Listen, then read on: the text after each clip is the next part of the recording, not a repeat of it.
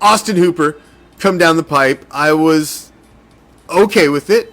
Austin is a solid, serviceable starting tight end, but he is definitely a downgrade and a step down from Darren Waller. There's just no ifs, ands, or buts about it.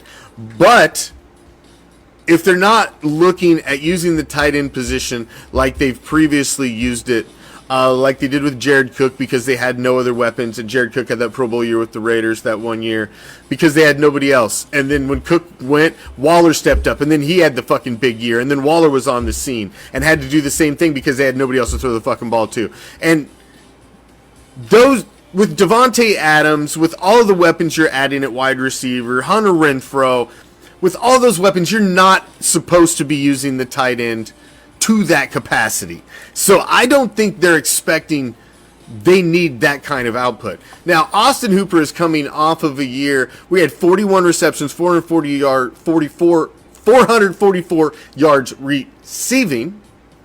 Spit that fucking out. Damn. Let's try that again. Austin Hooper coming off a season where he caught 41 receptions, 444 yards receiving, and 2 touchdowns. A few years removed from his 2018 and 19 Pro Bowl seasons with Atlanta, where he had, 71 and 75 receptions. So, he's been in the league since 2016. This will be his 8th year. He's still got a lot to give. He's a veteran tight end. He's great in red zone. He can get you the plays I think that you need a tight end for. Darren Waller was a hybrid.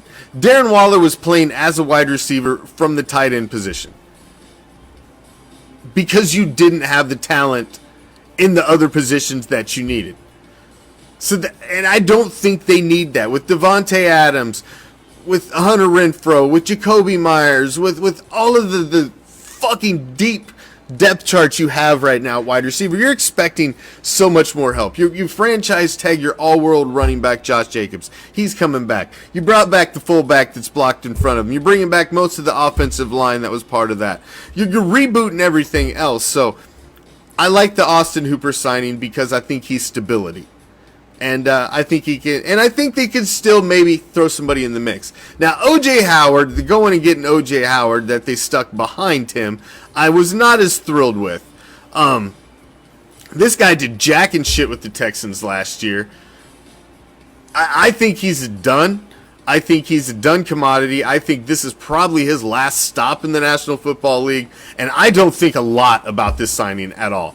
Living where I have now for the last 15 years, deep behind the enemy lines, I've had to listen to a lot of the local sports talk radio fucking drag this guy through the mud about how he has not performed. He's not the red zone threat he was supposed to be. The fact he went to the Texans last year, who were begging for offense, like a fucking crackhead on the corner just needing a fucking nickel. He could only get fucking 10 balls? That's it? On like 23 targets? So his catch-to-target ratio sucked. This one, not excited about. Not excited about. And I would be surprised if he doesn't even make the final roster. Really wouldn't be surprised.